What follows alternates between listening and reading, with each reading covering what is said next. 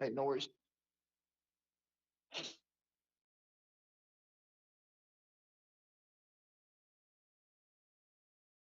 Welcome, fight fans, to the Fighters Boys Kick-Ass Podcast. Your Fight Talk Authority. Not to mention the most entertaining and talked about podcast with your kick-ass host, Richard Ortiz. You mad? Come at me, bro. And his loyal kick-ass co-host, Senor Cole Escovedo. Streaming live and worldwide. Coming to you all the way live from a little place somewhere in Cali. The Fighters Boys Kick-Ass Podcast.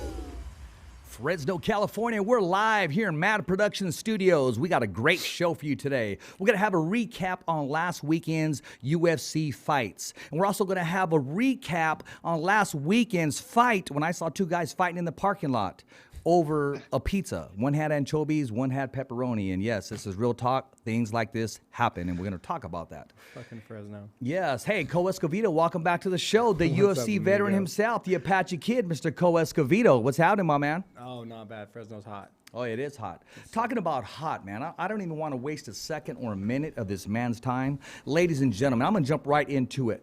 Our guest tonight, the man, the myth, the legend, the pioneer. He does everything but walk on water.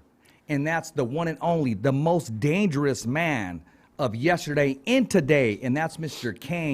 Ken Wayne Shamrock. Welcome to the show, my man. Hey, appreciate the introduction, man. That was good.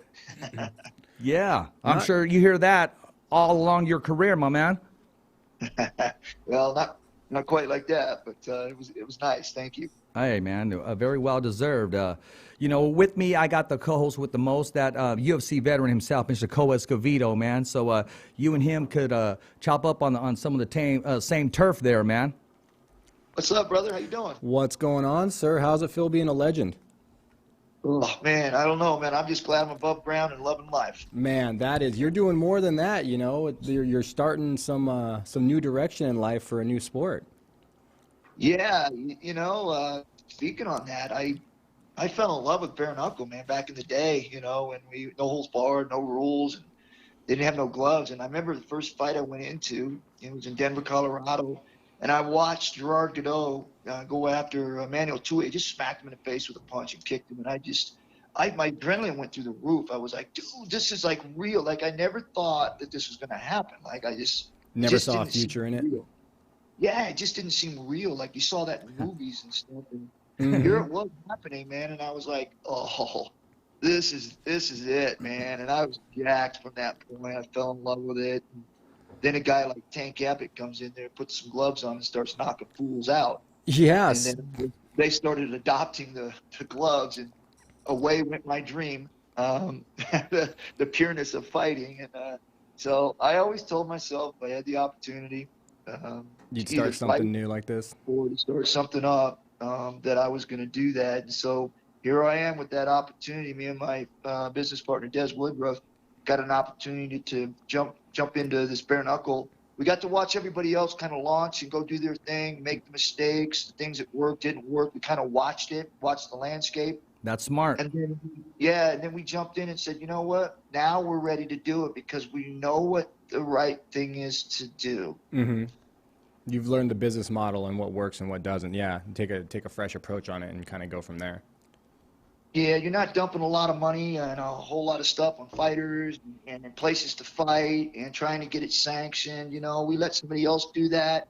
We watched to see what all those things were happening, the goods and the bads. And then once we got a good grip on what it is we wanted to do, who we wanted to be, how we wanted to present this, the kind of fighters that we wanted to put in the event, how we wanted them to fight, whether tournament, single, whatever, what kind of fighters, boxers, MMA guys, kickboxers, or mixture. There's a lot of thought that went into the start of this. We just didn't jump into it and start doing fights and then work our way around as we went. Mm-hmm. We had a lot of thought into this, and we went forward and made a lot of good decisions before we ever even opened the door and let people know we were going to do it. Yeah, that's smart. Limits your investment cost.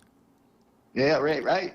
Yeah, totally. There's lots of money to be lost in promoting fights. You got to be real picky with what ventures and what direction you take with it, because you can lose a lot of money real fast.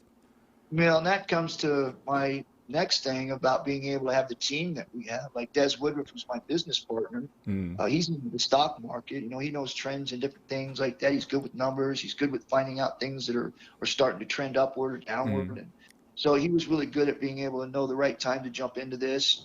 We've got Jen Wink, who is our PR gal, who was the PR gal for the UFC when it was in its prime. And we've got you got Goodman on there.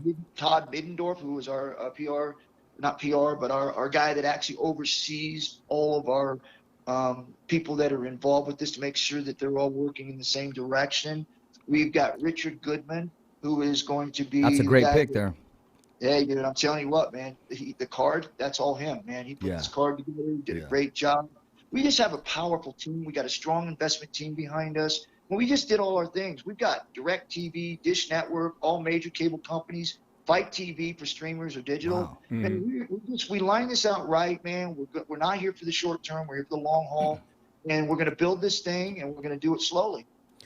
So you mentioned some of the things that you guys have access to, your resources and tools and stuff. Where do you see the difference now in how MMA is promoted, or just combat sports in general, how it's promoted, the resources it has to promote it, and the audience it could reach, compared to, say, 92, 93, when you guys were first starting out, when the UFC was first coming out of the underground, it had just gotten exposed to pay-per-view, they had you coming in, like, what direction do you think the landscape would be like had we had the resources like we do now?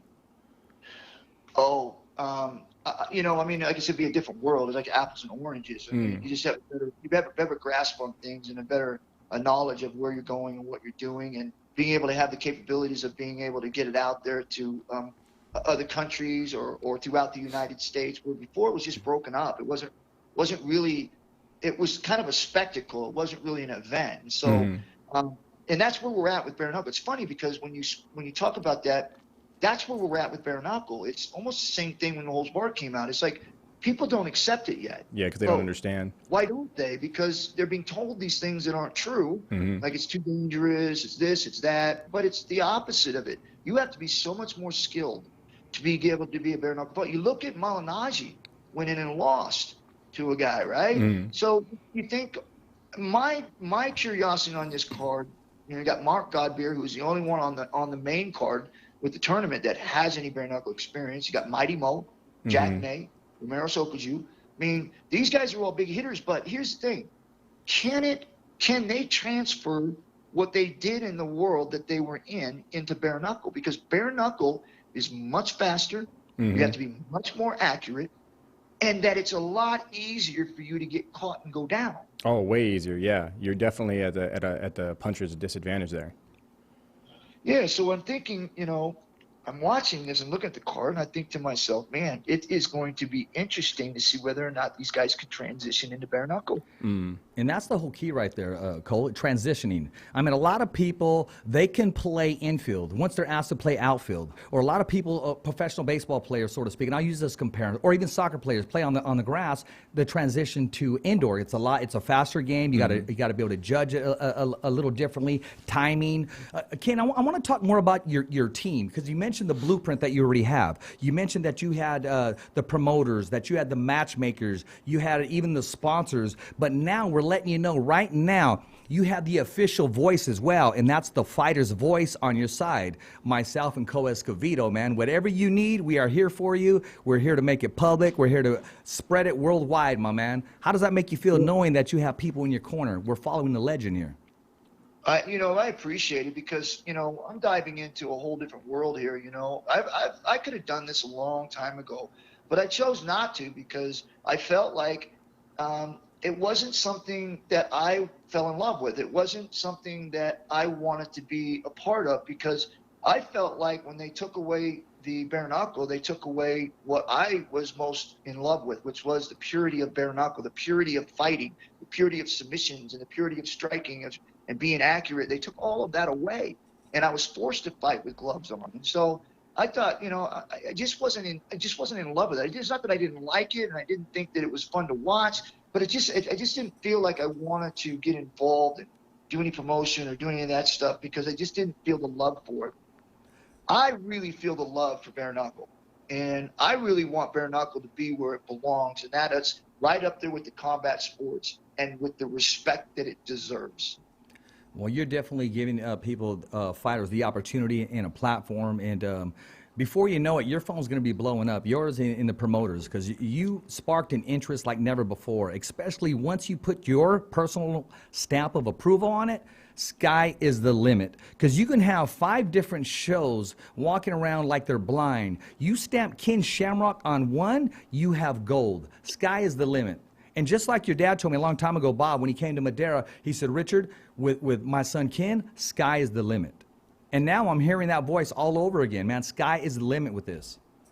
Well, and I appreciate that. And I really do feel like our team that we have and the investment team that we have, we're all working together to try to put together something so that we're able to give the fans something they can be proud of. That Y and Z generation, like us, man, we had MMA, we had no holds barred, we had boxing, we had kickboxing. Our fathers and our great grandfathers had that, but you know, now it's time, right? It's time for something new, even though it's old, but it's new.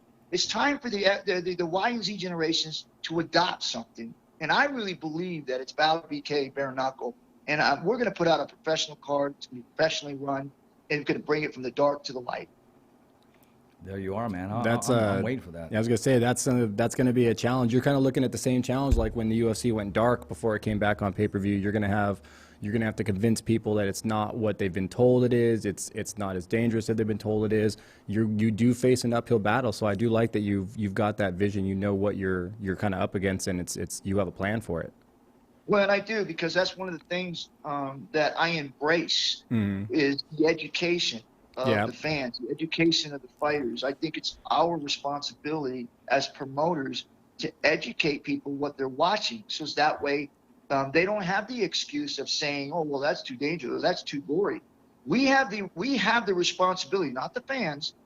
We as promoters have the responsibility to educate the fans on what they're watching, so that there is no excuses for them not to watch it unless they just don't like combat sport. Mm-hmm. They can't argue statistics at that point. It's just, I just don't like combat sports. That would have to be the final end game. Exactly. And, you know, I'm looking at here on our co-main event, which is, in my opinion, is one is a sneaky one, and that's Ishii Smith with Esteban Payan. I mean, you think about Ishii, he's a boxing world champion, right? And he's just recently, he's stepping away from boxing, and he's getting into the bare knuckle. And Esteban, I mean, he's an MMA fighter, and he's a damn good one. Now, so here's the thing. Sorry to interrupt you, Ken. That said, I just want to bring up a point, because you got a lot of guys that are transitioning over from boxing. Do you feel that those guys are going to have an immediate advantage in bare knuckle fighting, just for the simple fact that they're coming from a sport where they already don't have to worry about shots and takedowns and kicks and elbows and stuff? Do you feel that they're going to have kind of an advantage over your average MMA guy coming over? Quite the opposite. Oh, you think the MMA guy as well? Here's my reasoning. Boxing is used to having big gloves on their hand. Okay. MMA fighters are used to having tiny 4-ounce gloves on their hand. So when you get into a striking match, everybody knows footwork. Everybody knows how to step back to the side. Everybody knows how to throw a jab. Everybody knows how to throw all these things. But do you know how to block? Or take a punch? Do you know how to block in bare knuckle? And that, to me, is the key between boxing guys being able to transition into bare knuckle, is knowing that they can't block. They've got to move. That's true. They will have to. They're not going to have those big 16-ounce gloves to absorb a lot of that impact with the big fist coming at them. And they're used to putting the hands up, and they're used to slapping punches away, and they're used to taking jabs, and they're used to being able to slip punches. But you cannot slip a bare knuckle, because if you miss, it's going to count. Yeah, you're going to eat it right in the face. I'm curious to see how these boxers adapt, you know, as opposed to used to staying in the pocket and loading up to the body and slipping and moving when they're inside, and how they're able to take a bare knuckle shot. I'm looking forward to one fighter on your card, JC Lomas. I mean, very entertaining, man, and I'm really looking forward to him competing. And I definitely am a fan. I am going to support it. I am going to subscribe, and I'm going to make sure that I watch it so we can give the fans and the followers an awesome recap after this event. Yeah, I tell you what, man, I think some of you can relate to this. Is like, as a fighter and you fought for a while, you see a fight and you're like, yeah, I could watch that. You're excited a little bit, but you're not like you when you first started out. Like it was just you wanted to see everything. It's almost like you've seen everything already. Mhm. But in this tournament, with the way it's set up, with the bare knuckle, with these guys trying to transition from what they used to do into bare knuckle, I'm really interested to see which one of these guys are going to be able to do some controlled aggression, because in fighting, you always have that moment where you start throwing because he hits you or you missed or something, and so you start blasting them. Mhm. You can't do that in bare knuckle because you're going to break your hand. So you have to have controlled aggression. That's true. I was going to say that was one of the big concerns too. I had a question about that. Is a lot of broken hand risk there with the bare knuckle. As long as you do it right, you minimize that risk, though. Yeah, and that to me, and that is the big key about this tournament, is guys understanding that they don't got to win it in the first minute, Mhm. or they don't even have to win it in the second round. They've got to make sure that they're landing their shots. If they have the opportunity to finish it, then yeah. But if they don't, they got to be patient for that time to happen. Even if they take a couple shots and they're not able to return, don't force it. Mhm. Exactly. Yeah. They need to remember it's a sport and it's also an art form. Patience. Exactly, as opposed to just like when you see some guy that says, "Oh yeah, I can fight," and you see him hit the heavy bag, and the guy just goes off for about 35 seconds, and he's huffing and puffing, not knowing that he needs to work on his jabs, his hooks, and just movement and putting sets together. It is And a when they sport. do It that, is an when they art form. Yeah, when you do that, you're stepping. You see guys just wailing on the bag. Yeah. You understand that they don't know what they're doing, because Yeah. everything that you throw with a punch, it comes from your legs. So when you step Yeah, into a exactly. punch, it's not your arms or your back doing it. It's you're stepping into it, you're popping it, so there's no energy being used. Yeah. That's true. Exactly. Exactly. It almost seems like instead of shooting missiles, you're going to be firing gun range, real light, just pop, pop, pop. Just you're just trying to land and not really bust the guy's face open because you risk breaking your hand. You're just looking to land. It's almost like it's like boxing but without gloves, because you're just looking to land that jab or land that right. You're not looking for the knockout punch every time until you see that he's hurt or tired. Then you can start breaking him down. Yeah, that's a key too. You know, you think Exactly. about Breaking them down. double in bags, right? Double Mhm. in bags is a perfect method to use for bare knuckle fighting, because you want to hit the target. You don't care about how Yeah. hard you're hitting. Mm-hmm. You want to make sure that you're hitting the target, and then if you get that target hurt, now you can go ahead and follow up with the one that's hard. Plus, taking knuckles to the face probably hurts more than a glove. Well, you know, setting traps, baiting them in, and setting Yep. them up. That's what you're doing. It's strategic. Now, anybody that goes in and goes crazy, okay. You It'll be already, flashy, yeah, but- you already know what kind of level that you're facing. It's like, okay, this guy's in on my level. First of all, he's fighting himself because he's not composed. Mm-hmm. There's no game plan in his arsenal, so he's going to go one round, if that, or till I touch him. Maybe I just need to get him out real quick. Yeah, that's the thing too. When they start opening up like that, you know, all you got to do is time it. He touches you on one side, and you throw from the other, and you know it's there. So this card coming up, it's going to be in North Dakota or South Dakota? Yeah, North Dakota at Four Bears Casino on September 21st. And you can watch it on pay-per-view, it's on a- Dish, Direct. Yeah, we have DirecTV, Dish Network, all major cable companies. We also are streaming on Fight TV Digital. So we've got it all, man. We're like I said, we're not in this for the short run. We're here to build bare knuckle, Valor bare knuckle, where it There you go. belongs in that respectable combat sport. With that in mind, do you have any shows that you've already started planning and mapping out and trying to card and post up after this one? Yes. Cool. Yes. We're already looking. We've already been approached by, I can't say, but we've been approached by some other states that are going to be opening up. Mhm. And they've already approached us about wanting us to do their first bare knuckle event in their state. Oh, good. Okay, that's always a plus when you haven't even had your first show yet and you got other athletic commission states and stuff going, hey, can you come do that, our first bare knuckle? Exactly, Cone. Let me say this. That wouldn't happen unless there's a certain stamp of approval on there. Unless there's a certain person that says, hey, I back this up, I support it. Because I know, Ken, you've been approached many times, you've turned down many sponsorships, many proposals, and now you find something that's right up your alley, that you're passionate about, and you don't co-sign for just anybody. No, I don't like losing. I don't like to do something and then not win. And so if that's the case, then I'm not going to get into something that I don't think that I'm going to win, right? Like I don't think I'm going to be good at. And so, like I said, I had opportunities with a lot of other different things, even movies, and I just kind of stepped away. I did some, but I realized, it's not something that excites me. And You so didn't if love it doesn't it. excite me, I'm not going to do well at it. So I back up.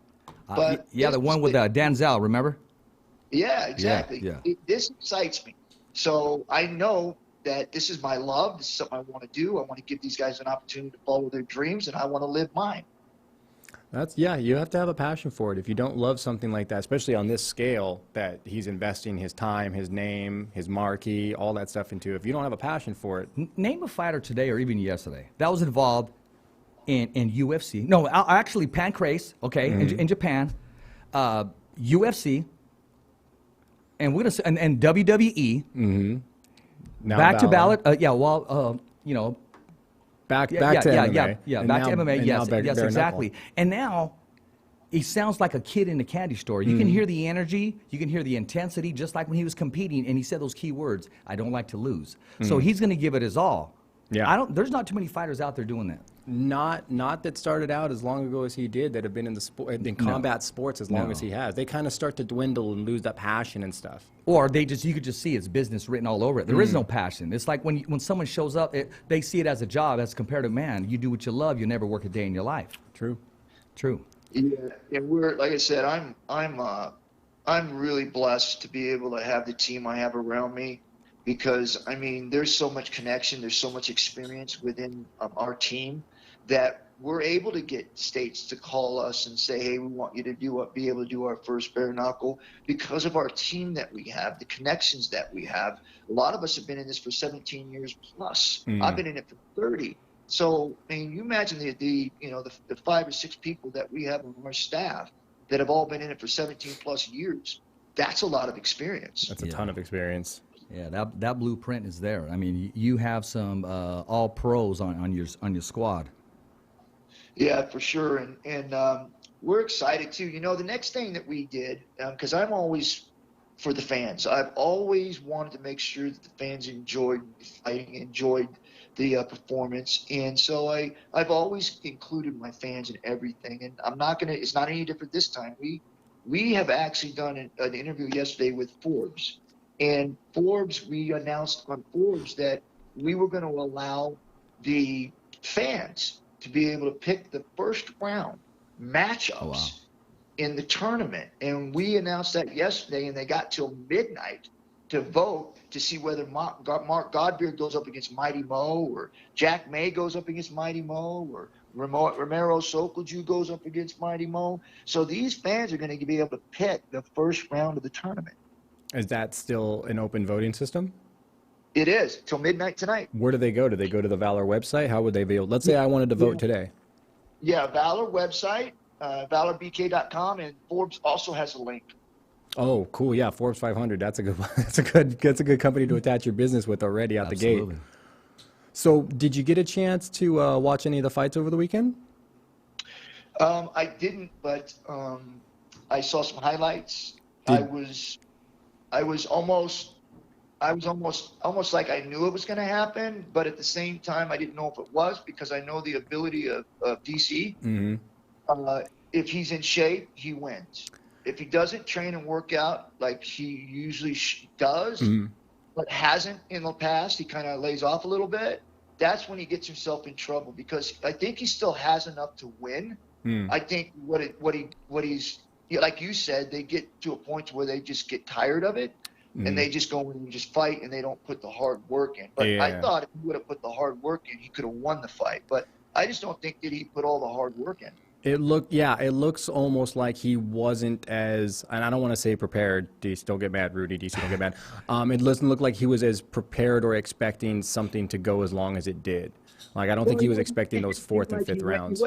It didn't seem like he was as sharp when he's really training and working hard and hungry. He seemed to be sharper, like he's quicker, he's sharper. You just felt like he was a step behind. Yeah, it did definitely look like he was just like a half second behind Stipe on everything. And it just, I mean, personally, I was super confused about that match to begin with, because you had a guy that You didn't like lost. that match. Yeah, I just didn't like it because he just lost, hadn't fought anybody else, and then they gave him another title fight. Now, having seen that fight, now I could totally get behind a third one, because now that totally is a fight worth watching, because they get 1-1, so a rubber match would be ideal at this point.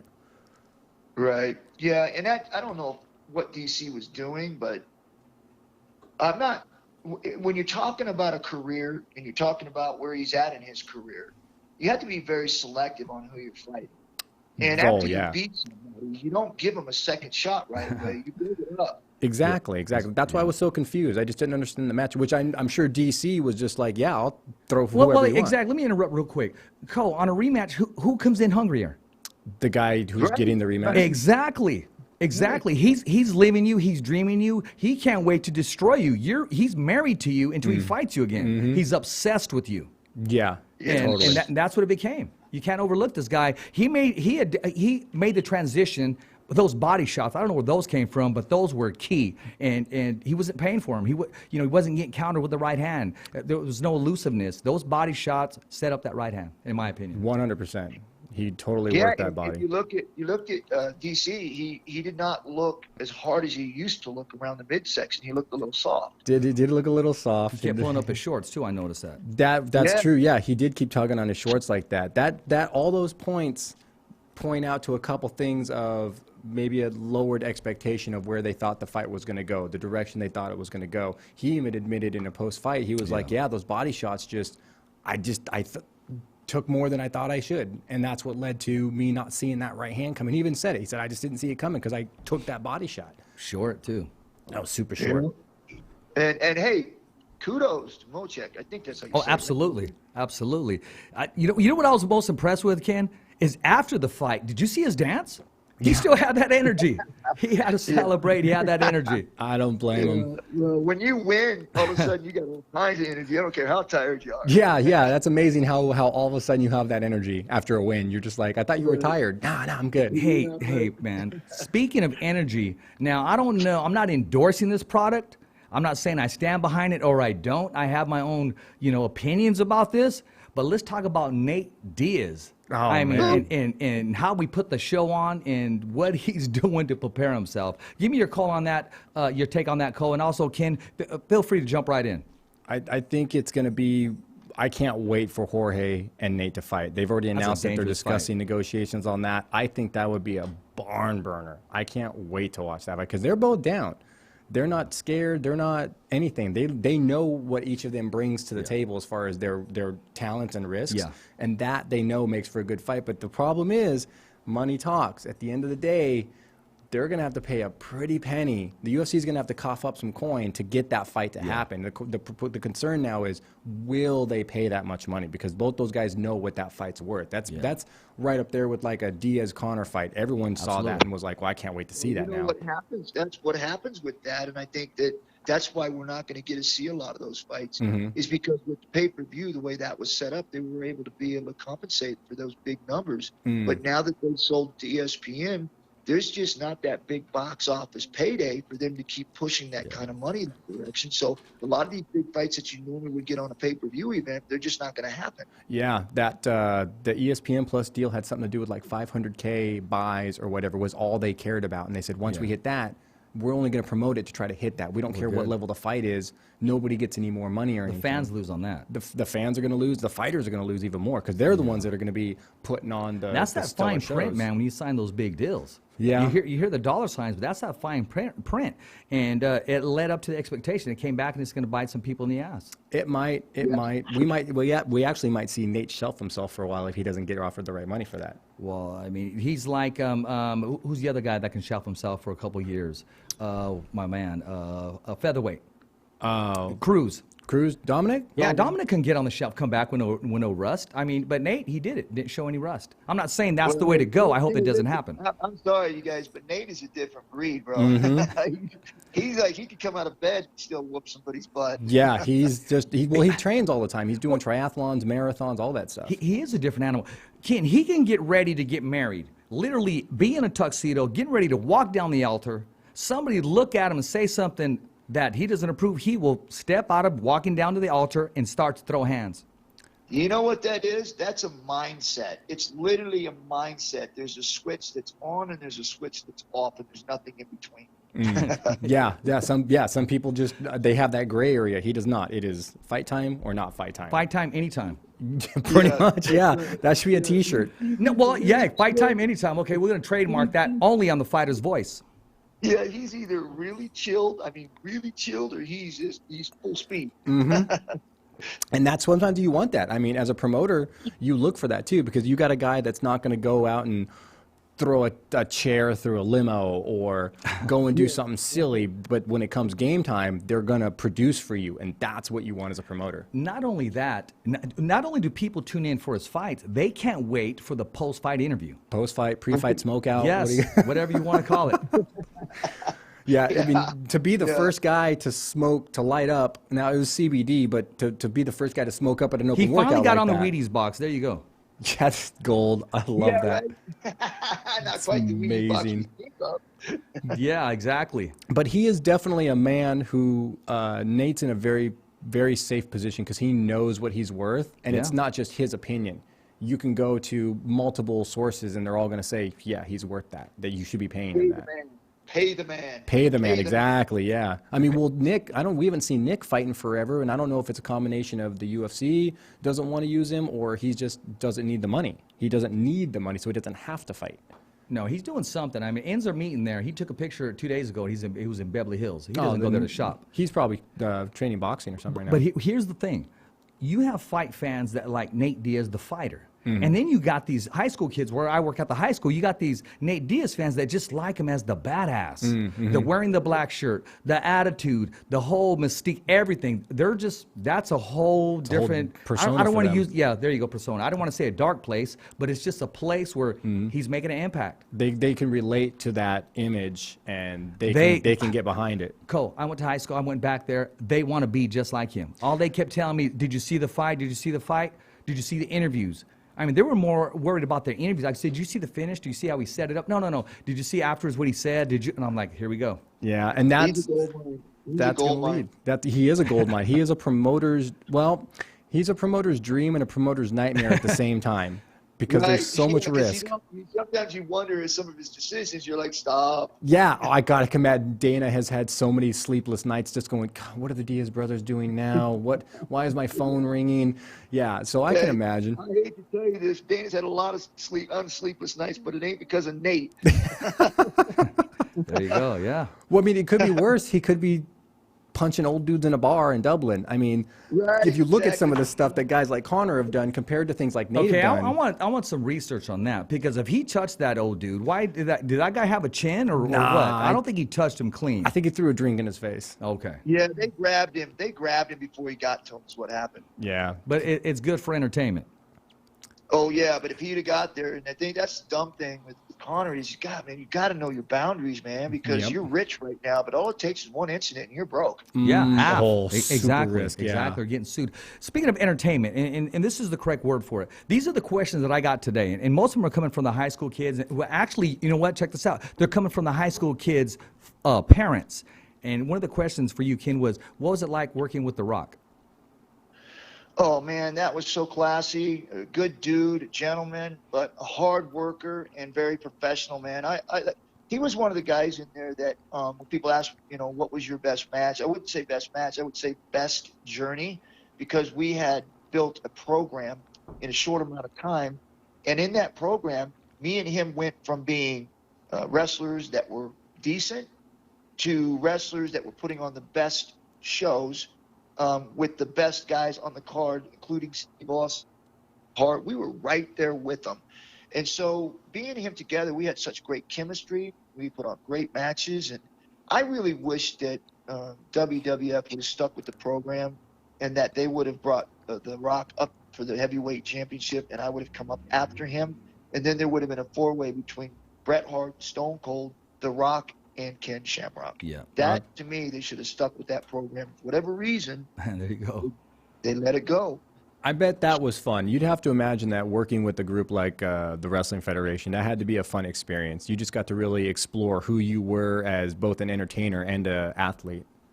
It challenged me, it literally challenged me to try to transition to something else. Like, okay, the fighting thing is dying. I can't support my family. I can't support my gyms. I can't support the Lions Den or the houses that the fighters are living in. I got to go do something else. And I had to transition, and I didn't know yet, right? So I jumped into it and, got some advice from Bret Hart, worked with Vader. And next thing I know, I'm looking and going, hey, I can do this. Mm-hmm. You found your comfort zone kind of thing in it.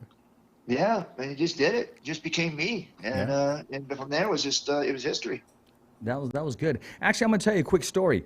I became a WWF fan. Now it's WWE fan because of you. Reason being is because me and my son Richie, we didn't know when you were going to come on or if you were going to run out, when you were going to fight. We just knew you were going to fight. So along the way, we're sitting through there, and I wasn't a fan of it. I'm going to be honest with you. And I'm thinking, and I'm watching, I'm saying, well, when's Ken coming on? When's Ken coming on? His dad said he's coming on today. So we're watching. So along the way, we picked up these characters. We started to like it. We started to identify who they were. And then you're on. So we got hooked on it because of that. And you would come on there, and especially when you came to Fresno, and yeah, we were there, man. I mean, your dad, he would give me a call, and he would say, hey, I just want to give you a heads up. Ken's going to be on the show today on Monday Night Raw. So I said, all right. So we tuned in, set the VCR, press play, and we were good to go, my man. Right on, man. Yeah, those are fun times, man. Like I said, it was enjoyable. A little bit scary at the time because I had to make a move because, you know, the UFC was going through some struggles at that time. And I had to support my family and the gyms and everything that I had built. So that was a scary time. But at the same time, you know, after, you know, I got settled in and started doing the wrestling and stuff like that, it was really an experience I'll never forget. So looking back on that career and stuff, have you ever sat down and thought about what you might have done differently or a direction you might have gone differently?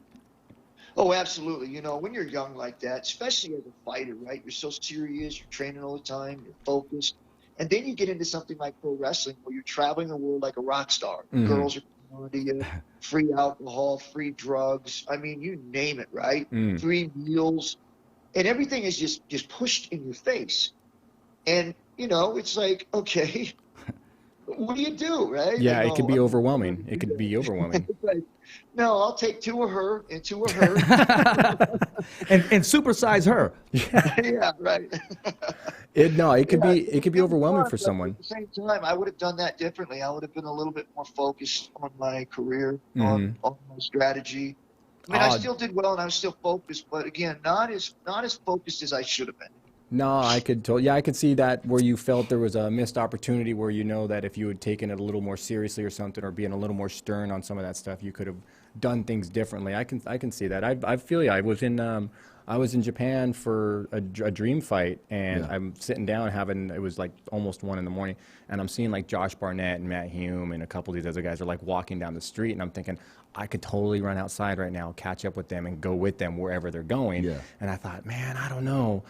I'm not trying to get locked up in Japan. And sure as shit, I'm at the airport the next day, and I'm looking around for people because I was on some of their flights with me, and I was like, hey, where are these guys at? And they're like, oh, they got into a bar brawl last night. Like, they're not making this flight. And I was like, oh, dude, that was a decision. So I can see, looking back on those things, where just taking everything being thrown in your face, like Ken said, it's just being thrown in your face. It's so easy to just go, yeah, go ahead, give me. But because I like the menu he talked about. Yeah. What was on the menu? That's what I like. I mean, that's a good talk right there.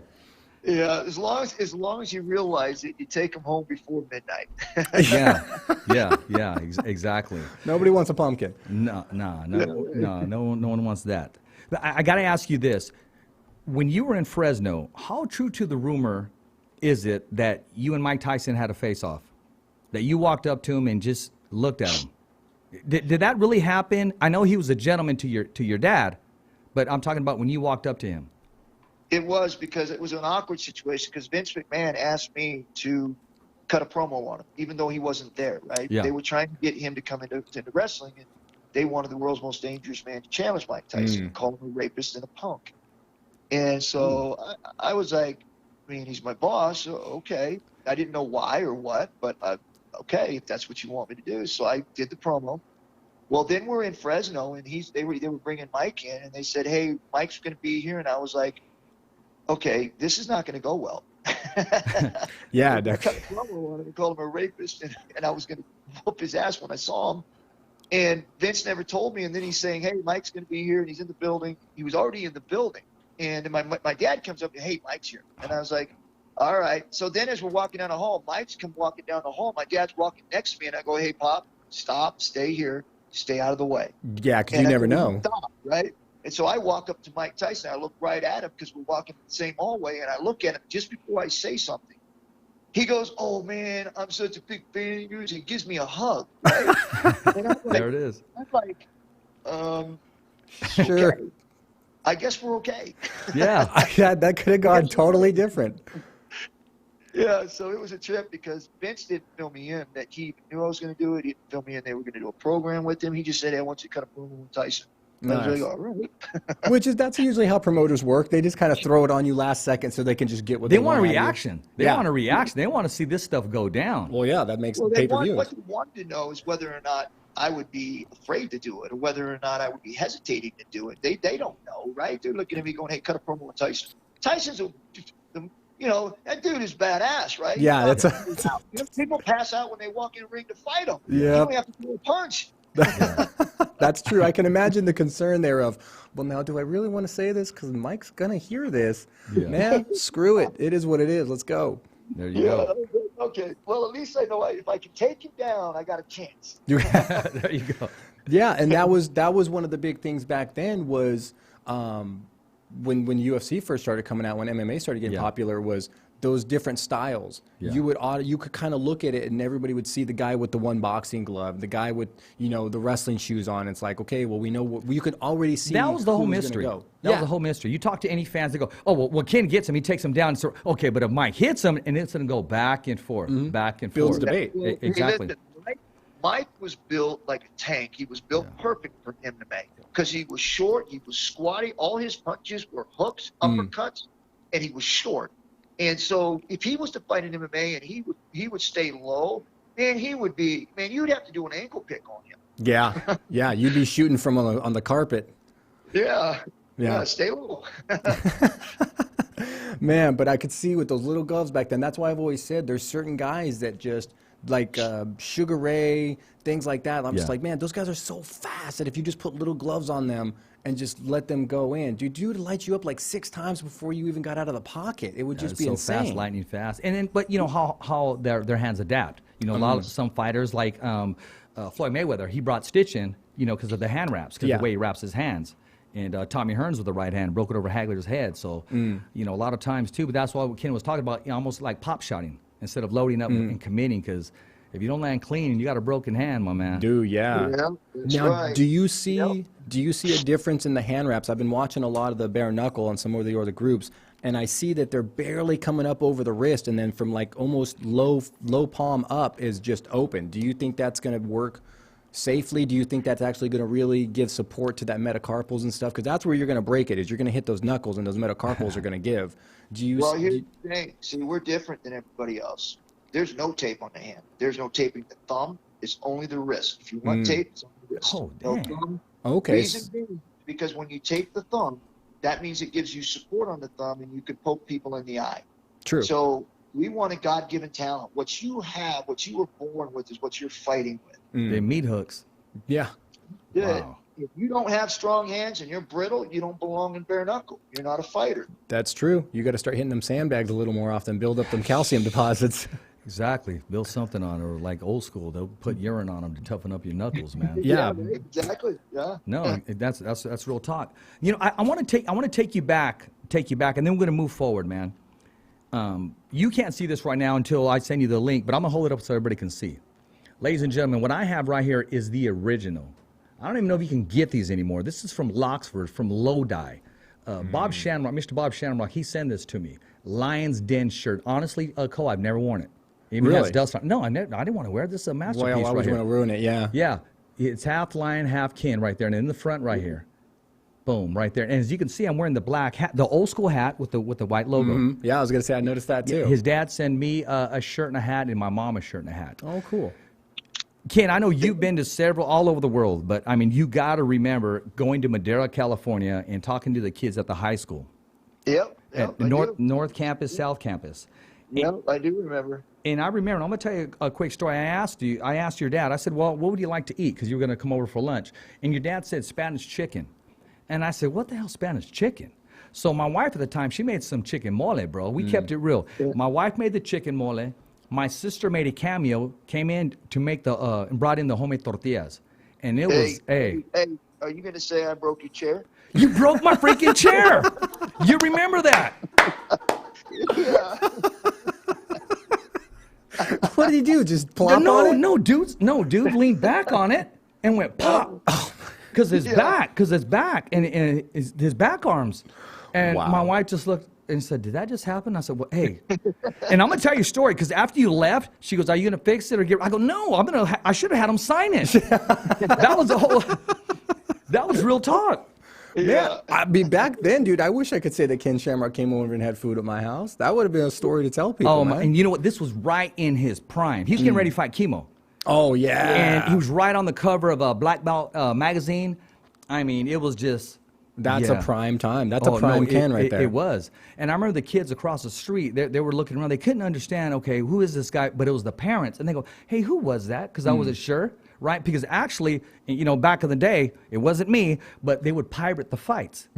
So they were familiar. They go, hey, was that Was that who I think it was? Yeah, exactly. And your dad had, I believe it was a two-seater Cadillac. I believe it was like a pearl white. Just awesome, man. It was an Alante. Yes, awesome. Nice. Nice, man. Hey, you know, not everybody can say Ken came over and broke my furniture. And what he did, yeah, there's the magazine right there. The one I have at home, he signed. Oh, Well, nice. you signed it, Ken, yeah. Getting ready Yeah. to fight Kim. Yeah, I you remember broke my when- chair. Broke When I my broke freaking the chair. I remember when I broke the chair, I was like, I ate and I was full and I kind of leaned back and tried to stretch and it just popped. It did. It did. It's 'cause we're all sitting there at the dinner table and go, oh, okay, that's cool. We'll accept that. Yeah, I mean, what are you gonna do? But like, how did you broke my chair? Yeah, exactly. Oh, yeah, there's a picture right here of you in my house with my brother shaking hands. You can see the old school VHS tapes. Oh, A yeah. picture of you and my mom. And Got the vest on. That's no, old no, school. oh, bro, he was like, hey, he had the black slacks on, the black shirt, the vest, and then he had a trench. His dad was holding it. Oh, okay, Yeah, cool. no, his dad Oh, was yeah. on. No, his dad was his manager, his dad, and his PR all in one. Oh, yeah. Oh yeah, Yeah. no, he had everything on hit. Yeah, that's Yeah, he had it on lockdown, man. He was good.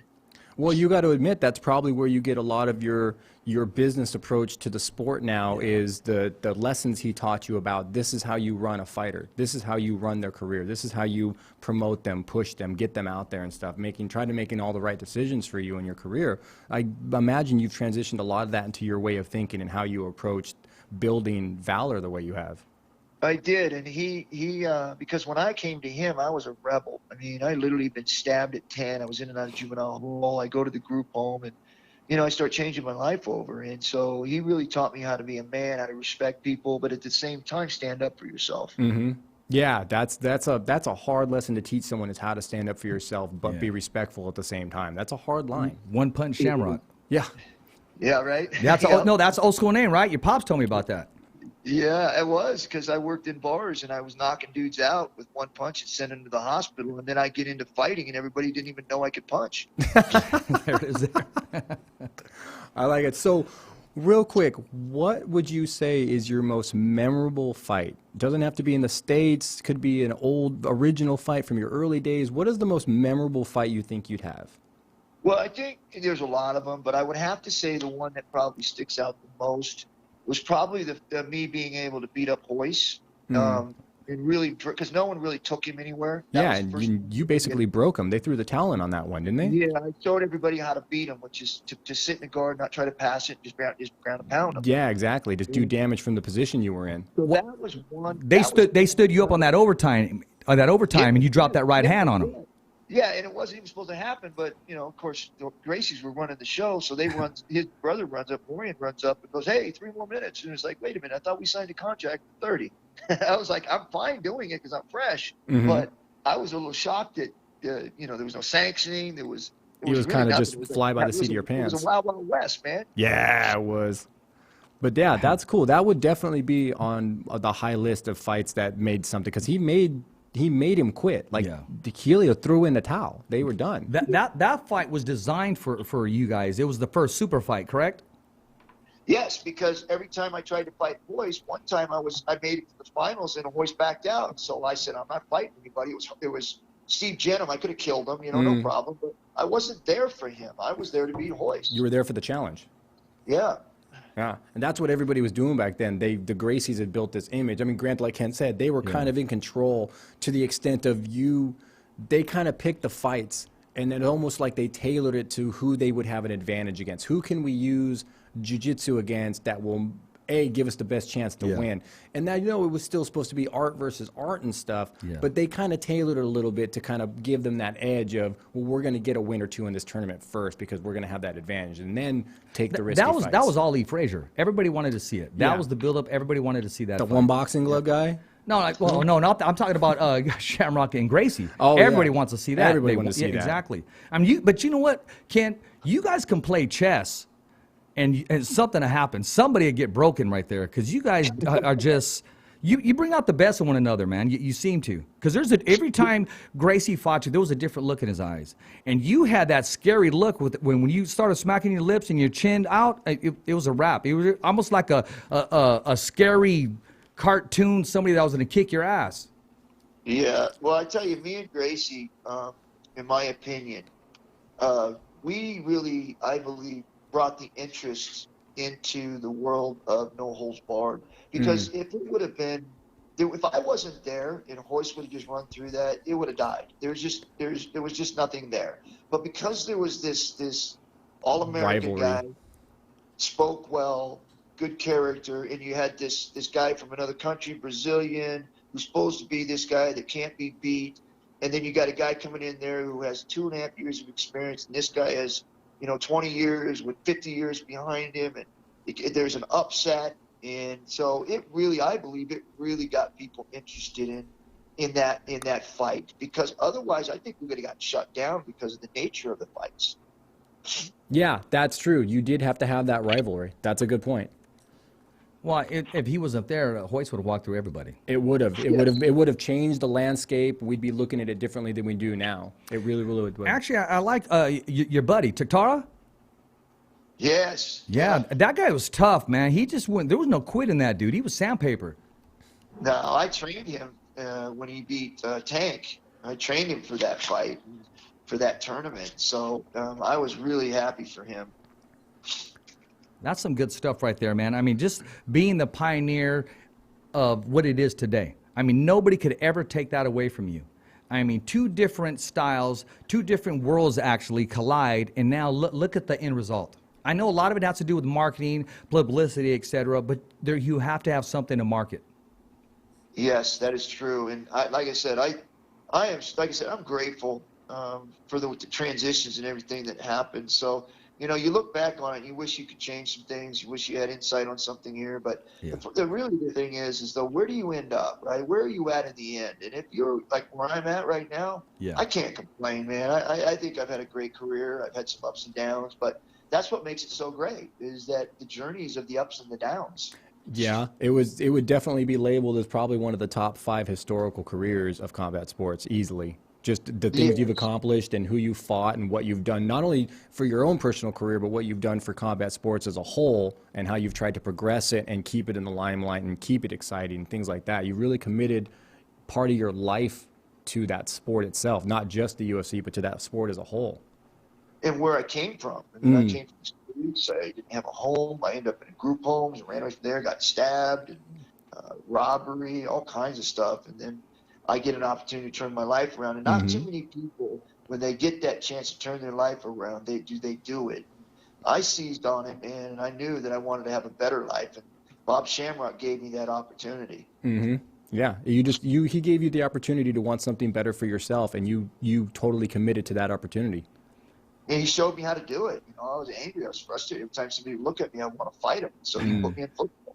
He put me in wrestling. He gave me an avenue to be able to vent my frustration. So when I did vent it, I became important. I was relevant.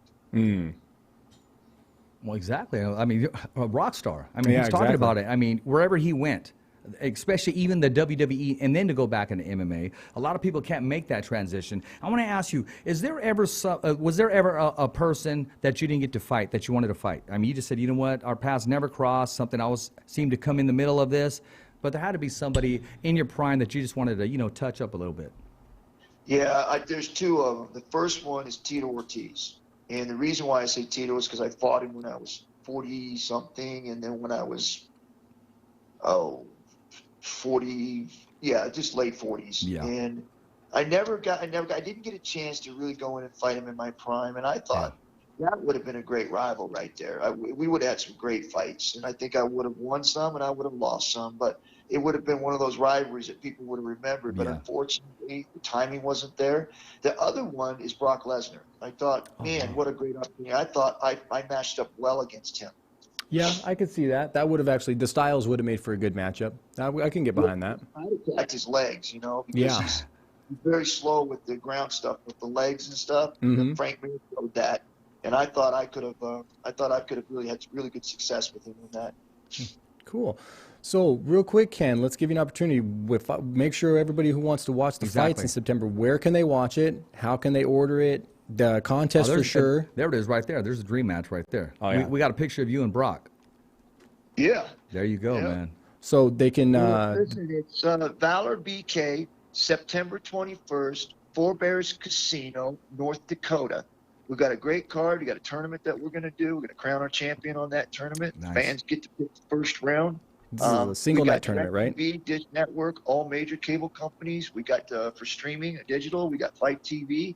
So, yeah, man, we look forward to being able to put on a great show, a professional show, a show that we can hopefully that the fans, when they're done watching it or they're at the venue and they're leaving and they're exhausted, but they are content. Entertained. I like it. They're going to be asking for the next one.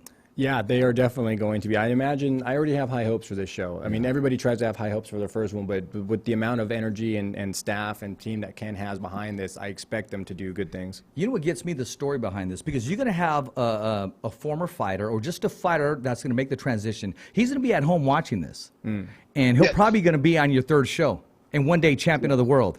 Knowing, okay, I watched it, I was introduced to it, I wanted to try it, and here I am. Yeah, because I tell you, I truly believe in my heart, or I wouldn't be in this, that this is the future of combat sport. It definitely has the potential to be, yeah. It definitely has a chance to niche itself as a leading combat sport promotion. Well, and it's not done where it's at, I mean, you got to think about this. This is bare knuckle, right? So if we get used to bare knuckle stand-up, can we get bare knuckle back into MMA? That's true too. That would be one of the next evolutions, I would say, in combat sports. Once you kind of get a ground with bare knuckle and go, look, bare knuckles, it's component, it's intelligent, like it can be done safely and entertainingly. Now, how do we start transitioning the rest of that in to see who really the badasses are? Yeah. Because when you look at the way that they're fighting now in mixed martial arts, glove when you catch somebody's back, it's hard to choke them, man, because you got that glove. Yeah, that does really hinder you. Glove on, you're going to finish 75% of those chokes. This is true. You can't argue that. Those gloves, they're a safety thing, but they are really a hinderment when it comes to the ground fighting. It's a super Has hinderment. its pros and cons. Mm-hmm. Just like anything else. I liked you, Ken, when you had on the ASICs on, man. Yes. No, I mean, no. Yeah, I remember one time you accidentally started a kick and you go, okay, you kind of said, my bad. And you kind of corrected it a little bit. Yeah, I think that was a Severin fight, the rematch, I believe. I'm not too sure. Yeah, I was a cat in those things, man. I had a really great takeoff on my shots. Yeah. It was good. That's when it happens, man. Well, Ken, we appreciate you coming on and sharing these stories, man. These were some good stories. They're true stories. Yeah, these were some good ones. Some true stories. But he remembers the break in the chair. Yeah. No, that was real talk. Because I was thinking, okay, I don't have a pen. I mean, can you sign my chair? But still, you know what I mean? But he remembered the chair story. I did sign it. It's broken. Yeah, you did. Exactly. Hey, man, but I got the original shirts and hats, and you're a class act just like your dad. I mean, he paved the way. He gave you the opportunity, but he saw something in you. He saw the potential, and this is only the beginning. And I don't even want to say the end result because sky is still the limit. And those are his words. I remember him saying that. And you're giving back, man. You got a platform, and you're doing really well, man. Yeah, I look forward to that. I look forward to educating the fans and educating the fighters, being able to have a platform for these guys to go and fight, follow their dreams. There you go. Now, I know you're going to be traveling. Just something to think about whenever you come around the valley. First of all, we got to get you in studio in Fresno, California on The Fighter's Voice, the only voice that matters. We're simply knocking out the competition, just like Ken Shamrock. But we got to bring you back to the high school, man, and talk to the boys and girls there and make that impact like you did the first time. Yeah, that's my love, man. That's my passion, helping kids, man, at-risk kids and kids, period. There you are. Hey, Ken, as soon as we're done, I'm going to send you the link later on tonight so you can view the show yourself. And you can let us know. You're welcome to use anything that you want from it. We're going to push it. We're going to promote it. We're going to continue to promote and back everything that you're doing for yourself, the community, and for, most important, the world. Okay, I appreciate that, man. Thank you. Hey, you got it. All right, Ken, we'll be talking to you later, man. Appreciate your time, my man. All right, you guys take care, man. Peace. See you, Okay, Ken. take care. There you go, another legend on the show. That was actually really impressive that with all the different stories and experiences he's had through his longevity of it, like his career spanned like 30 plus years. Yeah. It's really cool that he remembers that moment, like being in your house, breaking that chair. Because he beat you to the punch. He was like, are you going to say I broke a chair? He broke my like, freaking chair. He knew it. Like he knew exactly what Yeah. story you were talking about. But just to have a guy that's, sometimes you get these people like they're super important, they're super athletes Yeah. and stuff, and you could have met them 15, 20 years Bro, ago. this was in his prime. Exactly. In And his to prime. have him remember that is Yeah. just, it's like the guy just has this ability to just, this passion, this personality that he's just that nice of a guy. I mean, they Yeah. call him the world's dangerous man, but to be able to remember Yeah. a dinner in someone's house 20 something years ago and you broke their chair. Like, When he leaned back. Yeah, Because he it's- did relax. yeah, it's like, dude, But like, here's how the does he remember here's the that? thing. I want Spanish chicken. That's chicken mole in a Mexican house. He tore it up. Actually, I was going to get to that part. The plate was completely clean. Oh, I bet he was a hungry boy But back his then. metabolism probably just pushed it all out. Yeah, I Didn't bet even he know it was there. Didn't even carry it. burned through it in a day, I imagine. And now, one thing I did watch, though, because a Mexicano, they'll grab a tortilla, and they know how to use it. You grab it, and you know how to grab your food with it. Yeah. And I'm watching him, and he grabbed that tortilla, and he was scooping stuff. And I was like, oh, get on down. He's one of us, right? It was just something small that I noticed, as opposed to, you bite it, and you kind of, nah, he knew what he was just doing. man. eating it, yeah, versus eating it with an understanding of how to eat that Yeah, food. Like there's yeah. certain ways you eat certain food, like you twist spaghetti with a fork, things like that. Use a spoon, but like to know to just that's just exactly that's life. And I'm gonna put my sister on blast. I want to thank her, Sylvia Ortiz, for making the tortillas. But you usually just go drop them off, right, and go.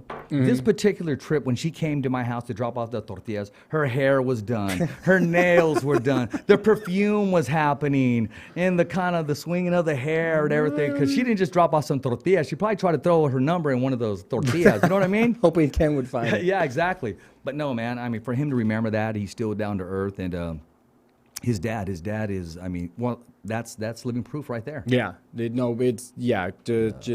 what Ken is today and his personality and how he treats people is really just he's living proof of his father's teachings. Easy, down pat. Yeah, nice guy, man. So, other than that, man, I want to talk more about this UFC and even the Romero. That was a great fight. That Romero's was, fight. That was a great fight. man. See, when you see fights like that, even with the Diaz fight, I want to see round 4. Now, like I said, at the last, when I did my picks on the show last week, I was going with Romero, and then as it got closer to the fights, I started researching Costa a little more, looking at his record, who's he beat, how's he beat him. Dude was 12-0 with some decent wins, not superstar names, but there were some solid gatekeeper level guys that he was just going through. And then I switched on. I was like, you know what? I'm going to go with Costa. That's why I made that video for us. And I was like, I'm going to go with Costa on that one. Great videos, by the way. And and I was so like close to being 100% correct, but I was right with going with Costa on that one because you don't get 12-0 at that level without actually being. It's just nobody really knew who he was. Nobody knew his name. Yeah. They just know Romero. Yeah. And they know like Yoel's just crushing people.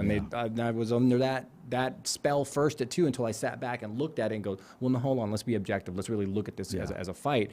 And then, the Diaz fight wasn't a surprise. I didn't expect it to go to a decision at all. That I didn't think expect. the 3 rounds would favor Nate Diaz, but he made the transition. He even said, okay, I had to pick up the pace because it's 3 rounds. Yeah, exactly. And he even said that He later. made and him fight. Yeah, he knew he was, he's used to custom like 5-round fights. Yeah. And he's like, so I got a little tired trying to put pressure on him faster. He didn't fight just anybody. Very well-rounded Pettis. I mean, from any angle, any degree. And not to say this to be mean, he neutralized him. He did. He really Completely. utilized that reach. He had like a 3 or 4 inch reach advantage. And you could see it. There was a picture floating on. That one right there. Yeah. That one. Just look at the reach. Look at it. He's hitting him on the chin. And Pettis' knee is just barely. Look at this. I've never seen him so chiseled on top. Oh, I mean, yeah, even- you can see no. his shoulders, No, you yeah. can see his shoulders, his back muscles coming out. I mean, Nate definitely took this fight with, I've been off for 3 years, Yeah.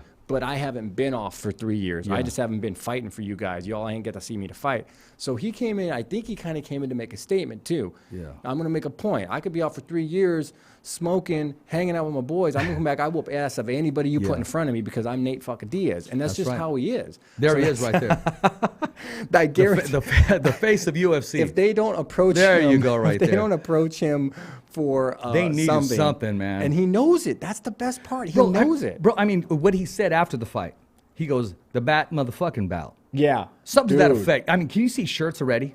Dude, yeah. I could see shirts with the bad motherfucker belt on it, like Yes. around the waist. And Yeah. Nate made that very clear. And because he said But see, that. you know, okay, you know what's going to happen in UFC? I'm telling you right now. If you don't endorse that belt right now and put the UFC belt on there, Nate's going to make his own, but the graphics are going to be little different, yeah, a little more offensive, yeah. a little green leafy substance, so to speak, around. It's just, I mean, That's him. Nate's the kind of guy that nobody told him to say that. He knows what gosh. needs to be said. He knows the entertainment value, the promotion value. I got to be real careful what I say, man. I really do because I work at the high school, but he's making as if to say, okay, it's cool to do that.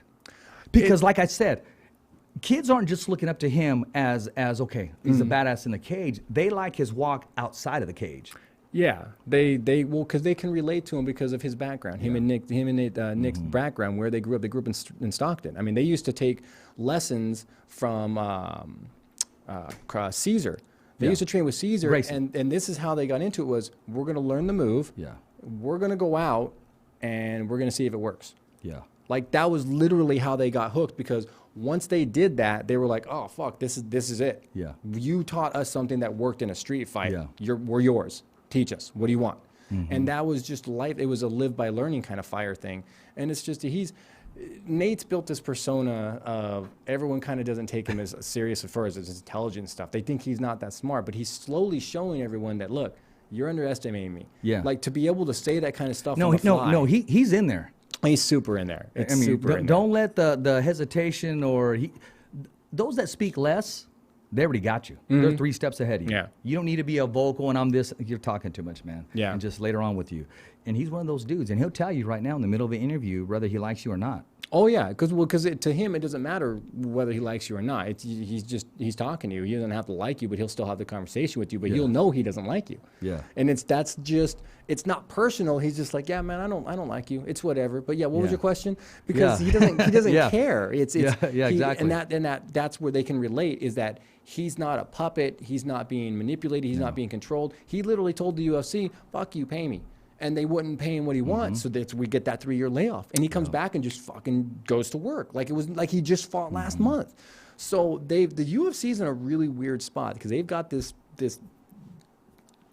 tool that they can use that they can market and make money off. And granted, they're going to use him to make money. Everybody that said in office said, get him out of here, cut that. They're looking at the numbers. Oh, yeah. They don't lie. Yeah. Love to hate him, whatever it is great business. And right now, he is the face of UFC. Yeah, he really has. Then I like that he didn't really talk about Conor because that's just a fight nobody gives a shit about. Who's talking about him? Who made their Exactly. proposal? And I was going to talk to you Exactly. about that's a whole different segment. Connor don't bring up somebody unless they're Exactly. fire.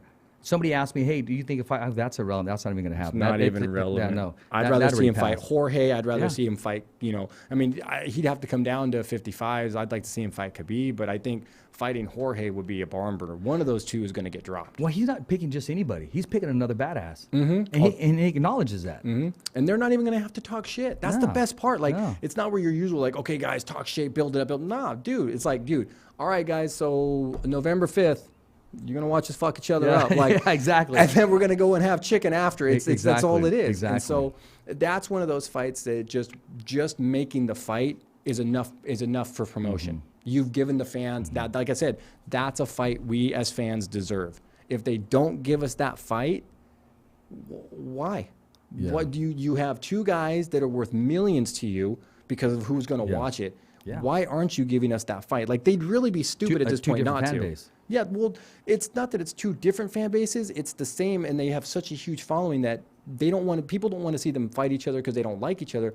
They just want to see a good fight. Yeah. And that is, in a box a perfect fight because Yeah. who cares if it's over in a round? Yeah. Dude, the hype and They the build fought. up for that. Yeah, it's a hype and They the build agreed up. to Yeah. kick each other's ass. And that's the all whole the promotion. thing. That's it. Exactly. Talking about promotion, I just got the gag order today, so I really can't talk about it. And this is our city we live in. But Fresno, California, it's not what you think it is. It's not what has been hyped out there. It's not what you're hearing on the internet or on Instagram. Fresno does have a real grudge match approaching. That's starting to be lit and it's starting to be burning. I can't mention the names, but it's in the making. Trust me. And this whole thing is going to flip the whole script.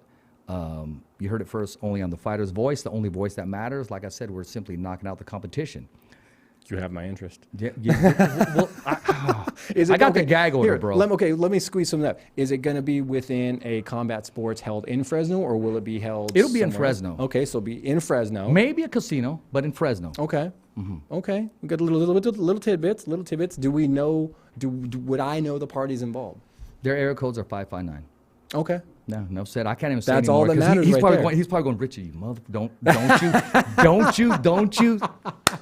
But that is plenty. That's Yeah. plenty. That's enough for you guys to Yeah. go, what is coming to Fresno next? Because Yes. remember, Fresno's always been a hub and a Yes. marketplace, a Yes. test market and stuff. So, but we're slowly growing that Yeah. image of, I mean, hell, Fresno was in a Captain America movie. Absolutely. So they know. That's what's up. The people And the in Karate know Kid know. Part 2. Yeah.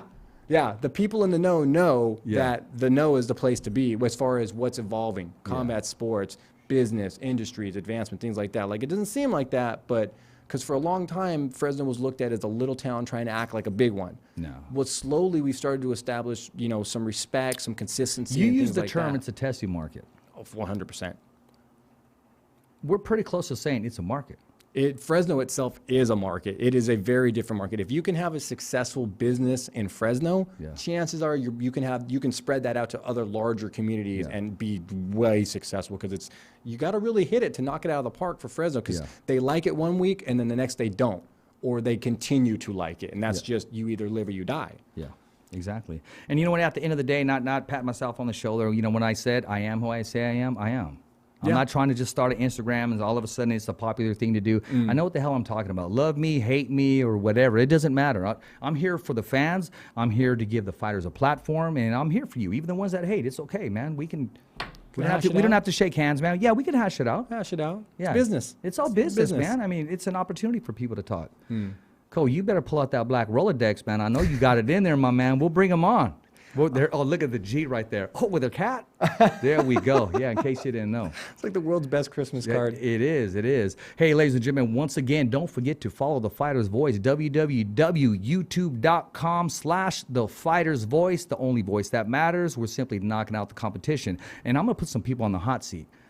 Those of you that ask for tickets, those of you that ask for, hey, is this guy going to be here? Can I go with you to LA? Can I go with you to training camp? Can I drive with you right here? Bro, if you're not going to subscribe to the channel, don't even ask.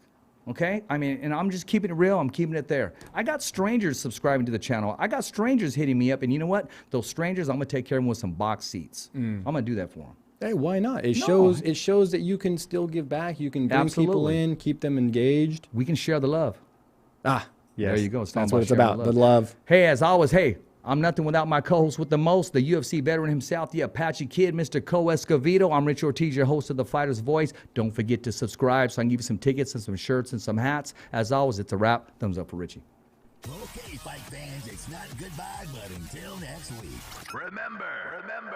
It's always voiceography at its finest.